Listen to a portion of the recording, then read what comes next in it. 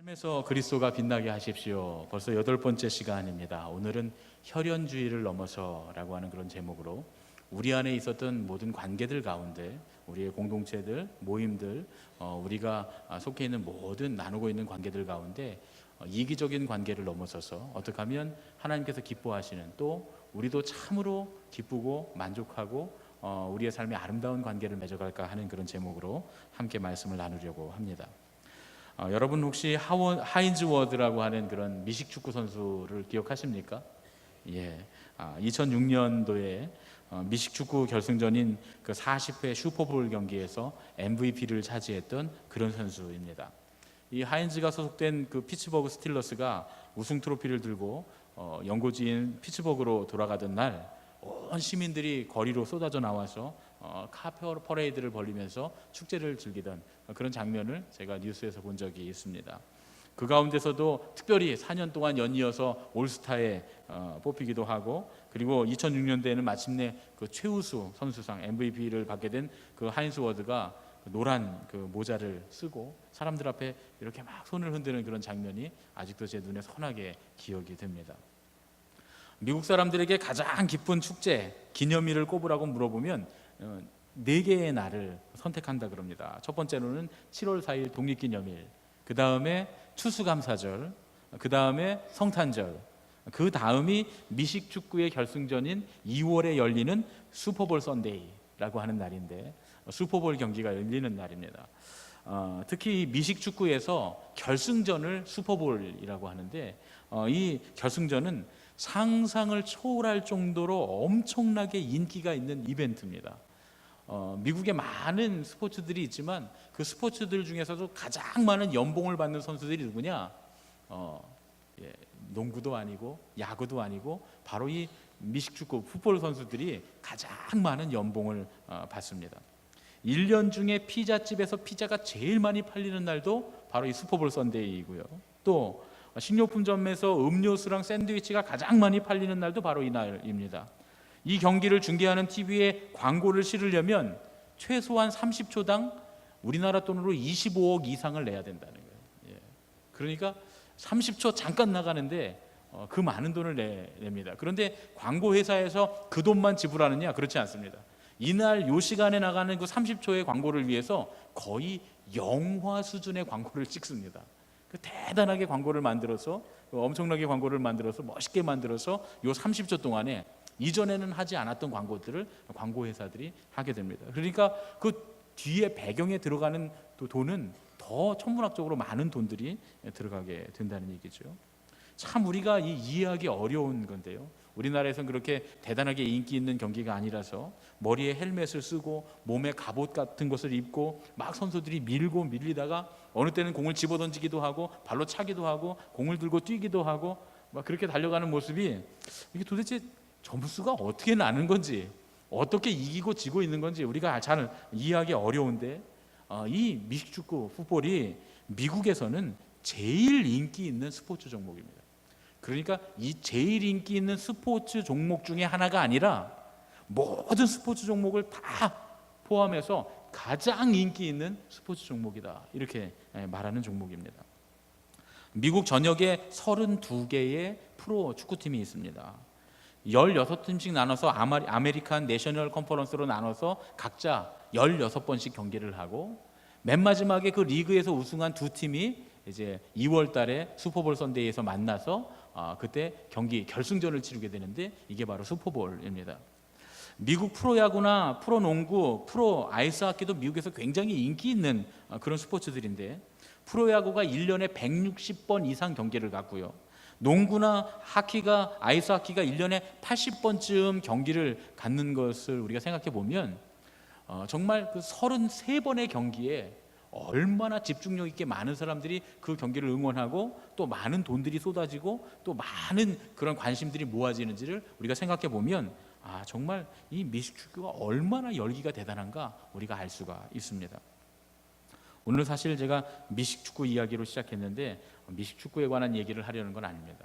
한국계 혼혈인인 이 하인스 워드 덕에 우리 사회의 큰 병폐 중 하나인 순혈주의, 또 혈연주의를 극복하는 그런 교훈을 얻게 됐다 하는 그런 얘기를 좀 하려고 그럽니다. 예전에는 한국을 빛낸 우리 교포 또 동포 한국인 그러면 우리랑 똑같은 피부에 우리처럼 똑같이 생긴 그런 순혈의 동양인 한국인을 우리가 늘 생각을 했습니다. 그래서 해외에 나가서 무슨 스포츠에서나 무엇에서 두각을 나타내면 그 사람의 얼굴을 보고도 야 한국인이다. 그런데 이 하인스 워스는 한국인이라 그러는데 얼굴을 보니까 전혀 우리랑은 다르게 생긴 외국인의 얼굴을 하고 있단 말이죠. 처음에는 한국인이라 그러는데 외국인의 모습을 가지고 있어서 우리가 많이 당황했습니다.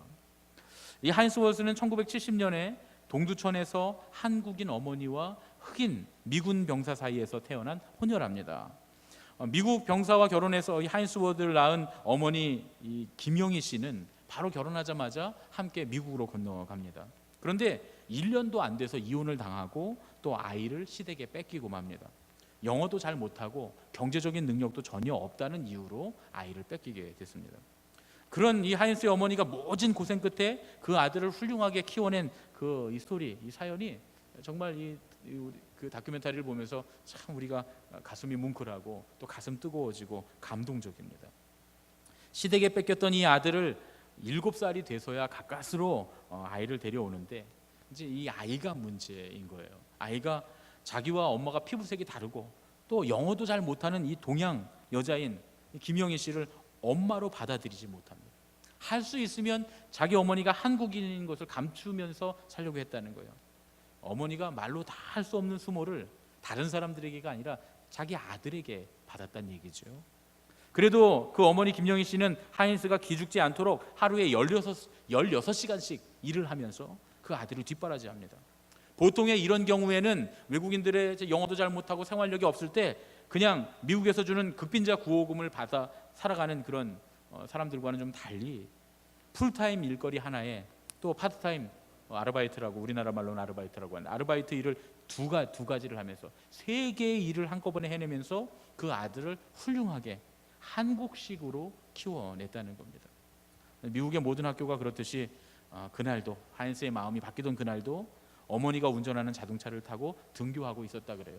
그런데 뒷자리에 앉아서 고개를 푹 숙이고 몸을 다 숙이고 그리고 자기가 동양인 여자의 아들이라는 것을 감추기 위해서 그렇게 숨어 있었다는 거죠. 그런데 그날 하인스가 자기를 등교시키고 일터로 가는 그 어머니의 눈에서 하염없이 쏟아지는 눈물을 보게 됩니다. 그때 그것을 계기로 나 우리 엄마의 아들로 살아야겠구나 하고 결심을 했다는 거죠. 그리고 그 일을 계기로 하인스는 한국 여인의 아들로 한국인으로 성장하기 시작했다. 그렇게 얘기합니다. 이 하인스가 여러 인터뷰에서 나를 키운 것은 한국인 어머니의 힘이다. 내가 이렇게 지금 나이가 나된 것은 한국인 어머니의 힘이다 라고 자랑스럽게 고백하면서 자기 이름을 한글로 새긴 그 글자를 팔뚝에 새긴 것을 사람들에게 보여주곤 합니다. 그 어머니가 아들에게 늘 했던 말이 늘 겸손해라, be humble 이렇게 이야기했다는 거예요. 수제비를 좋아하고 어묵을 좋아하고 갈비를 좋아하고 김치를 즐겨 먹는 우리와는 전혀 다른 모습의 외국인의 모습을 가졌는데 그 삶은 그대로 한국인인 그 어머니를 통해서 한국인으로 키워진 색깔, 몸의 피부 색깔은 다르고 생긴 모습은 다르지만 그는 한국인이다. 그런 얘기죠. 왜 이런 얘기를 하려고 하느냐? 성경의 이야기 속으로 좀 들어가 보려고 합니다. 우리가 그동안 갖고 있었던 순혈주의라고 하는 거, 혈연주의라고 하는 그런 것이 과연 성경에서 어떻게 그런 것에 대해 평가를 하고 있는가에 대한 그런 이야기입니다. 오늘 우리는 성경 속에 나오는 모압 여인 룻을 다시 한번 살펴봅니다. 유대인의 시각에서 보면 룻은 그냥 이방인이었습니다. 심지어는 철천지 원수인 이스라엘 안에 들어올 수 없는 짐승 취급당하던 그런 이방인이었습니다. 모압이 어떤 나라입니까? 이스라엘 백성들이 출애굽해서 가나안으로 들어가려고 할 때 그 예쁜 미인들을 활용해서 미인계를 써서 이스라엘 백성들을 종교적으로 타락하게 하고 신앙적으로 타락하게 함으로써 하나님께로부터 큰 심판을 받게 만들었던 그런 원수 중의 원수, 철천지 원수 모압 아닙니까? 그런 모압 여인인 이 룻이 지금 이스라엘 안으로 들어오는 과정을 우리에게 보여주고 있습니다.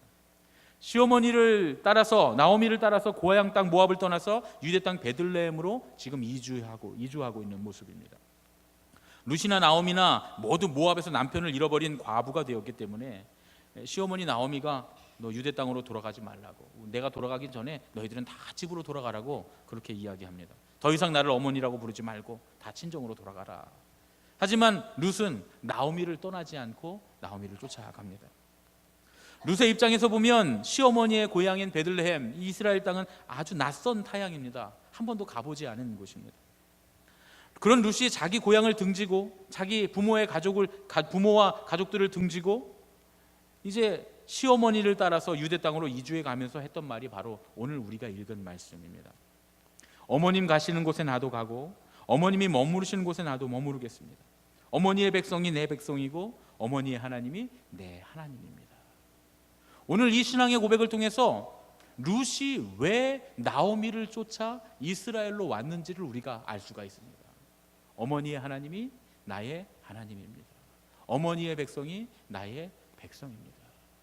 신앙 때문이었어요. 결론적으로 보면 룻이 나오미를 쫓아서 베들레헴에 함께 온 건 하나님을 믿는 신앙 때문이었다 하는 것을 오늘 말씀 가운데 우리에게 가르쳐 줍니다. 그런 룻을 나오미가 받아들입니다. 유대 땅에 있었던 친척들도 이 룻을 받아들이게 되면서 룻이 보아스를 만나서 결혼하게 되고 훗날 다윗의 할아버지가 되는 오벳이 그 사이에 태어나게 됩니다.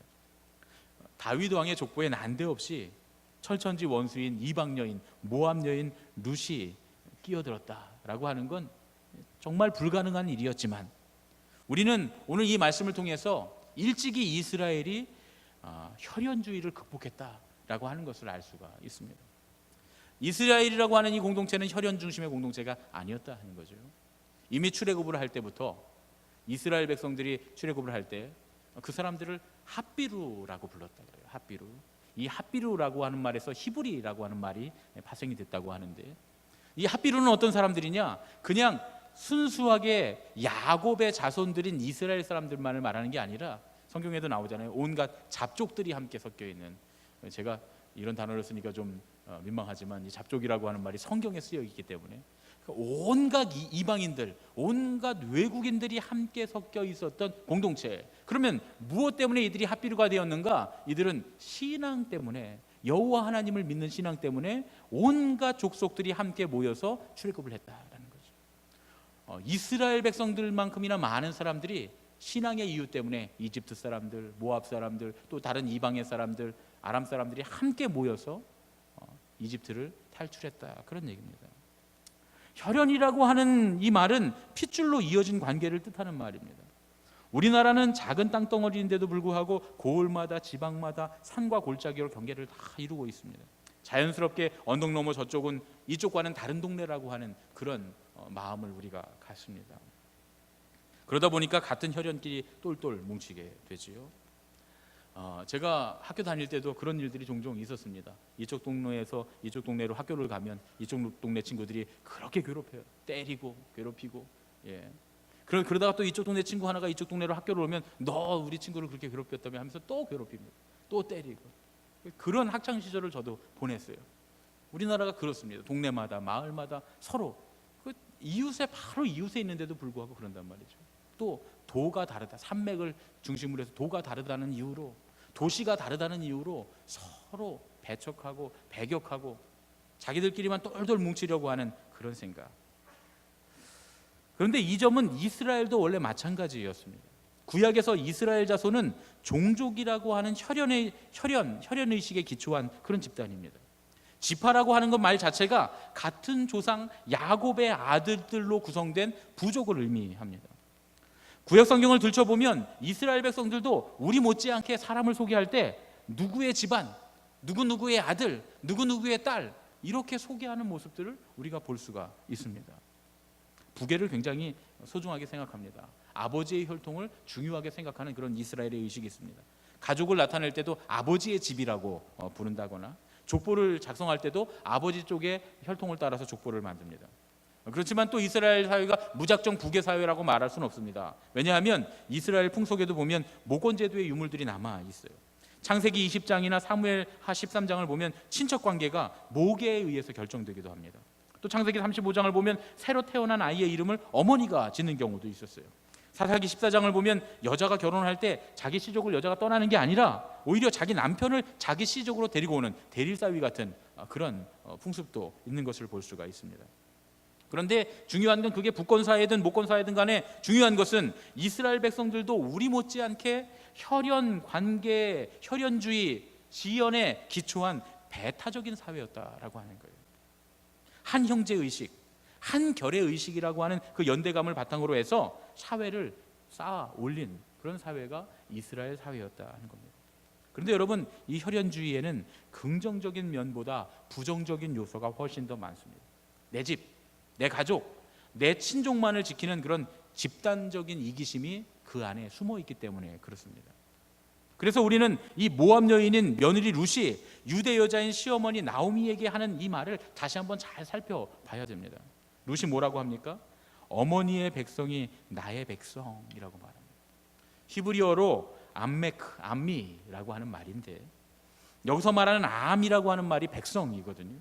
구약에는 신앙이나 이념이나 혈연에 기초한 그런 집단을 가리키는 용어들이 여럿 있는데, 그 중에 오늘 룻이 말한 이 백성이라고 하는 말은 원어적인 의미에서 국민이라고 하는 말보다는 가족이라고 하는 말에 더 가깝습니다. 왜냐하면 이스라엘 백성이라고 하는 말은 이스라엘 가문의 가족들을 말하는 거거든요. 그래서 원래 이스라엘 백성들은 국민, 시민 이런 개념보다는 확장된 자아 개념, 확장된 가족 개념을 이 이스라엘 백성에게 쓰고 있었다, 그렇게 볼 수 있습니다. 마태가 마태복음을 쓸 때 하나님 나라에 대해서 계속 주장하면서 하나님의 나라를 계속 이야기하면서 그 마태의 공동체에게 시민이라고 하는 말, 백성이라고 하는 말을 쓰지 않습니다. 예수님의 가족 처음에 올해 첫 시작할 때 제가 이 말씀을 드렸는데 아마 여러분들 기억하실 겁니다. 기억을 못 하시는 것 같습니다. 내년에도 한 번 더 할 수 있습니다. 그래서 제가 왜 마태가 하나님의 백성이라는 말을 쓰지 않았을까? 히브리어에 있는 이 백성 암이라고 하는 말은 가족을 개념 뜻하는 거예요. 그래서 마태도 계속 내 친구, 내 어머니, 내 형제, 내 자매, 가족을 뜻하는 말로 그 단어를 사용합니다. 백성, 시민이란 말을 사용하지 않습니다. 히랍 쪽은, 그리스 쪽은, 이 그리스 쪽은 원래 백성이라고 하는 말 자체가 시민 의식을 바탕으로 한 시민의 개념이에요. 원래부터 시민 의식이 오래전부터 발달된 나라이기 때문에, 그래서 히랍어로 사용되는 이 시민이라고 하는 이 개념이, 백성이라고 하는 개념이 히브리인들의 백성이라는 개념과 일치하지 않기 때문에 전혀 다른 개념이기 때문에 마태가 아마 사용하지 않지 않았는가, 저는 그렇게 생각을 합니다. 하나님의 백성이다, 이스라엘 백성이다 라고 하는 말은 무슨 뜻이냐? 히브리인들에게 있어서는 하나님의 백성이라고 하는 말은 우리 이스라엘이라고 하는 온 가족 가운데 가장으로서 하나님께서 그 중심에 계시다 라고 하는 개념입니다. 이스라엘 백성들이 진을 치고 광야를 지날 때에도 하나님의 성막이 늘 가운데 있고, 이스라엘 백성들은 그 주변으로 해서 진을 쳤던 것을 우리가 봅니다. 그러니까 이스라엘이라고 하는 이 가족 전체 공동체 가운데 하나님이 그 주인으로서, 하나님께서 가장으로서 그 가운데 계시다라고 하는 그 개념이 이 백성이라고 하는 말에 깔려 있다라고 볼 수 있습니다. 그러니까 하나님의 백성이라고 하는 말은 하나님의 가족이다라고 하는 말로 바꾸어 쓸 수가 있습니다. 사실은 그렇게 사용하는 것이 본래의 의미에 더 가깝다, 이렇게 말할 수 있습니다. 그렇다면 하나님의 가족이 된다는 건 어떤 걸까? 하나님의 가족, 그냥 우리가 하나님의 가족입니다, 예수님의 가족입니다, 형제님, 자매님 이렇게 부르면 다 하나님의 가족이 되는 걸까요? 한 아가씨가 어두운 밤에 골목길을 걸어가고 있습니다. 깜깜한 밤에 골목길을 걸어가는데 갑자기 뒤에서 누군가 따라오는 거예요. 느껴졌어요. 무서운 생각이 들고 마음이 불안해졌습니다. 뒤로 돌아다 보니까 키가 크고 시커먼 어떤 남자의 그림자가 따라오는 것이 보입니다. 그 발을 재촉해서 계속 걷는데 뒤에 따라온 남자가 키도 크고 발걸음이 빠르니까 내가 재촉해서 걸어도 점점 발걸음 소리가 가깝게 들리는 겁니다. 겁이 덜컥 납니다. 때마침 골목 어귀에 어떤 아주머니 한 분이 서 있는 게 눈에 보입니다. 그래서 재빨리 달려가서는 웃으면서 아주머니에게 아주 반갑게 인사를 합니다. 엄마, 왜 여기까지 나오셨어요? 오른쪽 눈을 찡긋찡긋하면서 엄마, 여기까지 나오셨어요. 그랬더니 순간 뒤따라오던 남자가 이렇게 말합니다. 엄마, 도대체 이 여자는 누구예요? 뒤따라오던 남자가 그 아주머니의 아들이었고, 아주머니는 밤늦게 아들이 걱정되니까 미리 나와 있었던 거예요. 여러분, 그냥 이름만 엄마라고 부른다고 진짜 엄마가 되는 건 아니지 않습니까? 우리 모두가 다 하나님의 백성, 예수님의 가족이라고 말합니다. 서로를 형제님, 자매님이라고 부릅니다. 새로운 가족들이 오면 벌써 우리가 새 가족이라고 부르잖아요. 새로운 가족들이라고 하고 그분들에 대해서 형제님, 자매님 이렇게 부릅니다. 그런데 새 가족이라고 말하고 형제님이라고 자매님이라고 가족의 호칭을 쓴다고 해서 우리가 가족이 됩니까? 가족이라는 명칭만 갖다 붙여서 진짜 가족이 되지 않습니다. 이거 우리가 너무나 잘 알고 있는 사실입니다. 교회가 모두 한 가족이라고 말하고 또 우리가 예수님 안에서 믿는 사람들이 다 한 가족이라고 말하지만 사실은 그런 얘기를 들으면 우리의 가슴이 인정하지 않습니다.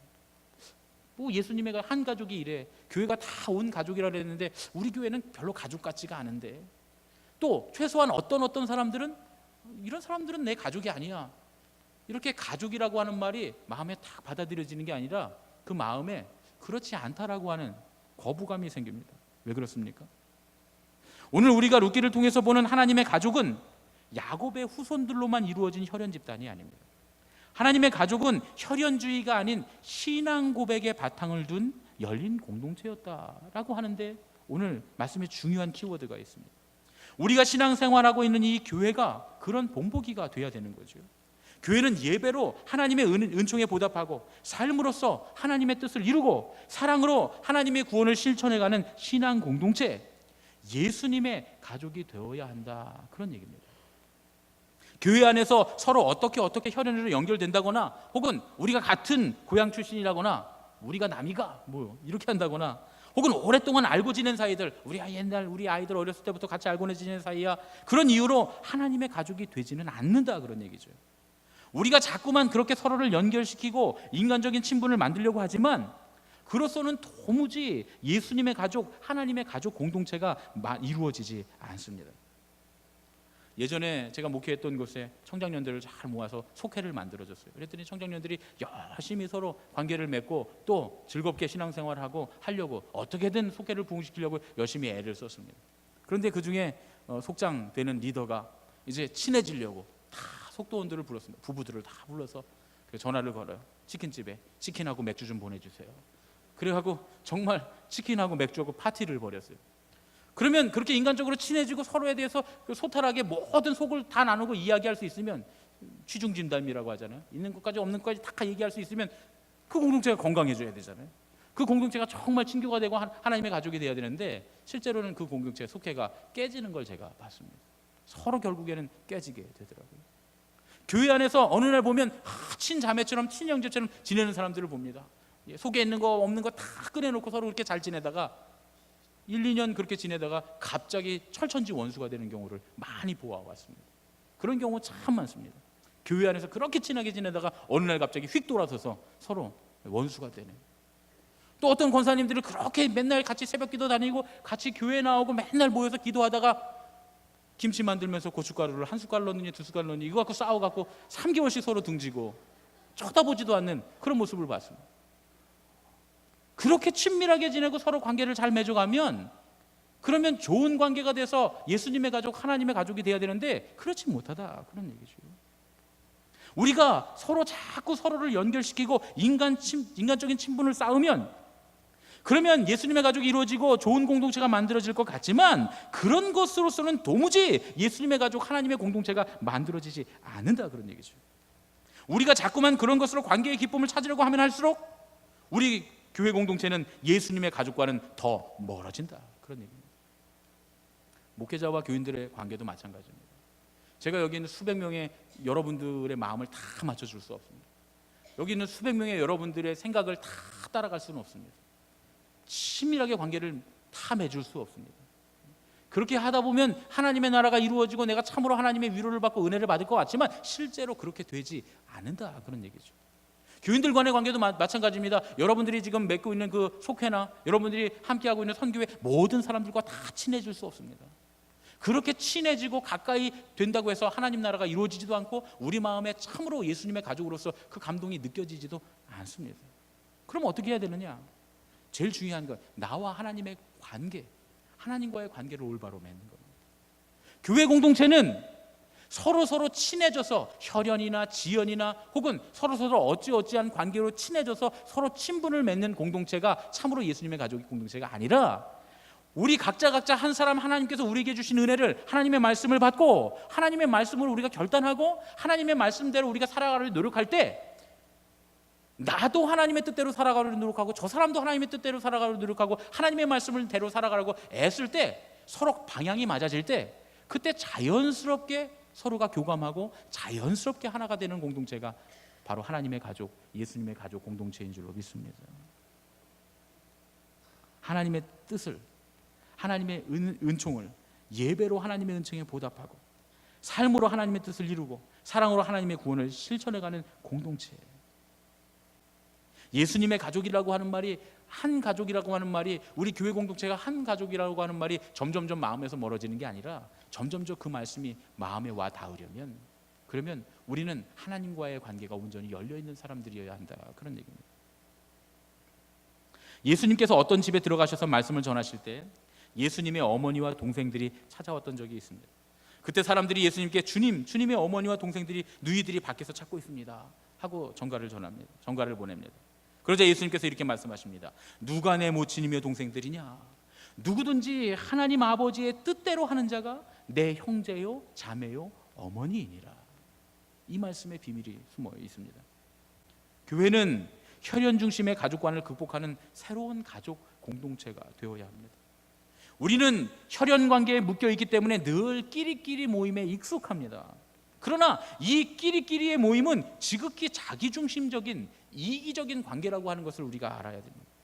이기적인 관계가 벽이 되고 사람들에게 혹은 나에게 나 자신도 모르는 사이에 서로에게 상처를 주게 됩니다. 이제는 우리가 예수님의 참된 가족이라면 다른 사람 중심으로, 또 하나님 나라의 가치의 중심으로 새로운 가족관이 우리에게 생겨야 된다, 그런 얘기입니다. 야곱의 후손이기 때문에 저절로 이스라엘 자손이 되는 게 아니라 그 말씀이죠. 하나님의 뜻을 지키고 따르는 사람들이라야 진정으로 이스라엘 백성이 된다, 그런 말씀입니다. 오늘 룻이 우리에게 그것을 잘 보여주고 있습니다. 룻은 모압 사람이지만 다윗의 족보에, 예수님의 족보에 너무나 이스라엘인처럼 잘 정착한 하나님의 백성이 되었습니다. 어떻게 그렇게 되었습니까? 그녀가 인간들 간에, 이 이스라엘 백성들, 사람들 간에, 가족들 간에 좋은 친분의 관계를 맺으려고 애를 썼습니까? 아니죠. 하나님을 바라보는 신앙 하나만을 가지고 주님 앞에 나올 때, 그때 비로소 룻은 그 신앙 하나만으로도 모든 이스라엘 백성들이 인정하는 믿음의 어머니가 된 줄로 믿습니다. 핏줄이 같다고 해서, 같은 족보라고 해서, 같은 성씨라고 해서 좋은 공동체가 만들어지는 게 아닙니다.